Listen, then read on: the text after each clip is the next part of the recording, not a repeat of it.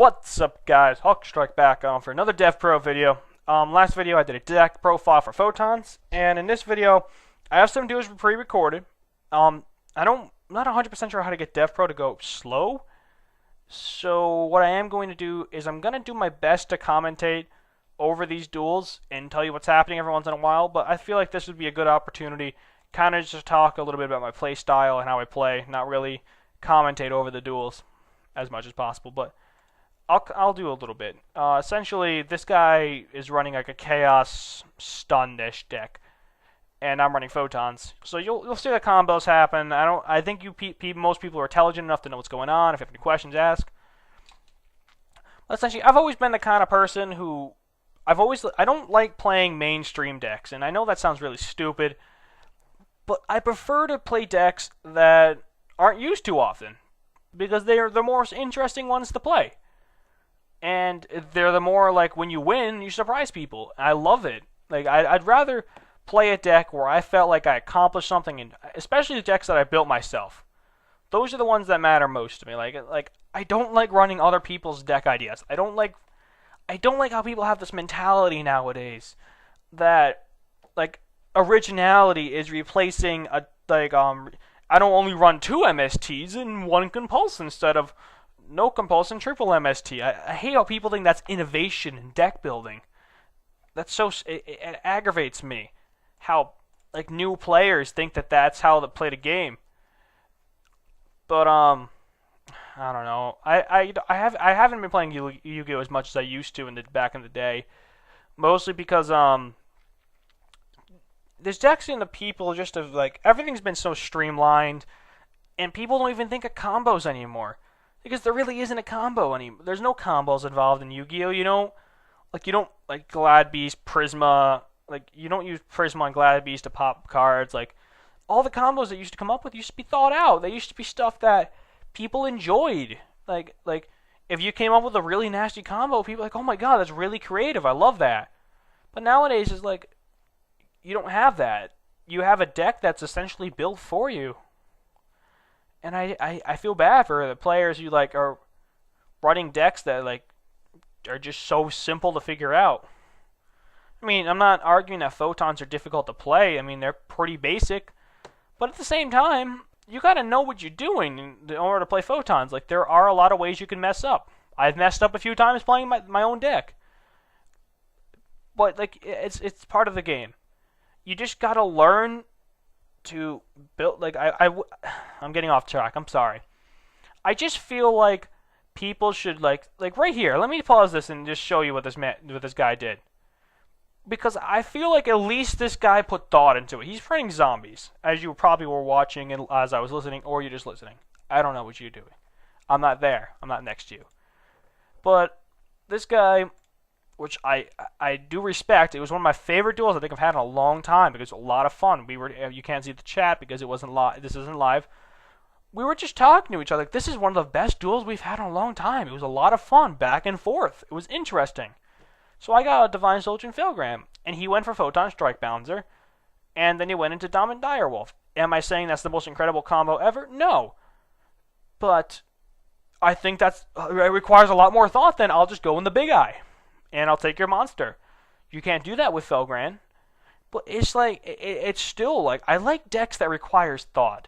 I think Plants was an amazing deck. It required thought. It required a thought process before every move. I mean, I don't know if you've ever seen a Dragon Roller player pause at the first part of his turn to think about, what do I do? Because everyone knows what they do. You discard the baby, you special from the deck, you get another dragon out, you make a freaking Draco sack, and you win your turn.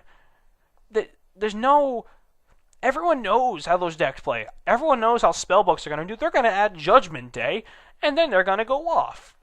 That's how spellbooks play. Spellbooks require at least a little bit more thought about which one you add and how safe you play it. But at the same time, it's like, it really doesn't. Like, there's no real combos with spellbooks. They have cards and they win. It's the best way to put it. There are more interesting spellbook decks. But I'm going to let this play now. I just wanted to show you that to make a point.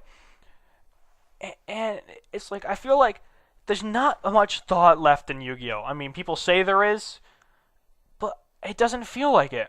It really doesn't anymore. I feel like the thought process that used to be in Yu-Gi-Oh, it just isn't there as much anymore. People aren't. Excuse me. Sorry, it's been a long day for me. Just people aren't doing what they used to do. People aren't coming up with creative things. They just aren't the same anymore. Like, the decks that are being built aren't the same. They don't require too much thought. They're just all, for the Yu-Gi-Oh players, like, we want things done simple for us because we're incapable of doing things ourselves, is essentially what a lot of players are saying. But most players who are especially a lot of Yu-Gi tubers, I guess is the term. I'm not a huge fan of it personally, but they at least understand. Like, they understand that the game is getting almost boring, and like, it used to be really complex and it used to be fun, like a lot more fun than this, but it's just not anymore, and a lot of people agree. I think agree with what I have to say for that one, at least.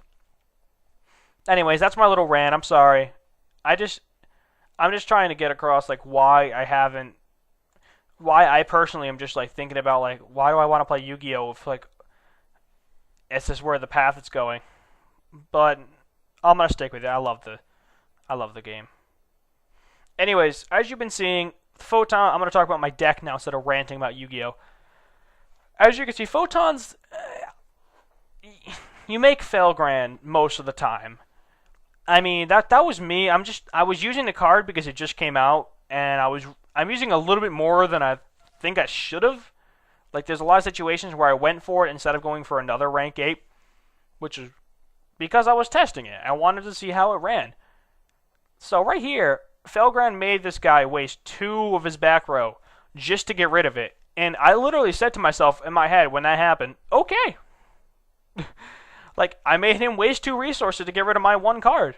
Then he salms my Galaxy Zero, which literally didn't make it. Which, I mean, understandable, but... Anyways. I made Felgran a little bit more times than I should have. But you know what I mean? 2 card rank 8 right there. And I really should have went for another rank 8. But that's what I did. I went for Felgran. It's just the generic card you go into, in all honesty. I'm going to skip to this one right here, because this is the one where I don't make Felgran. Well, I do, actually, right off the bat. But,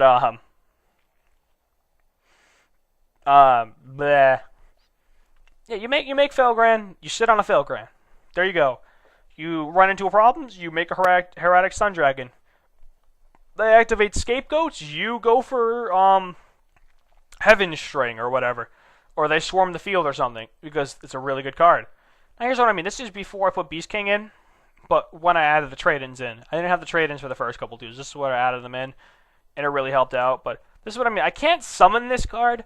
Like, I should have been able to summon it here, and I tried to.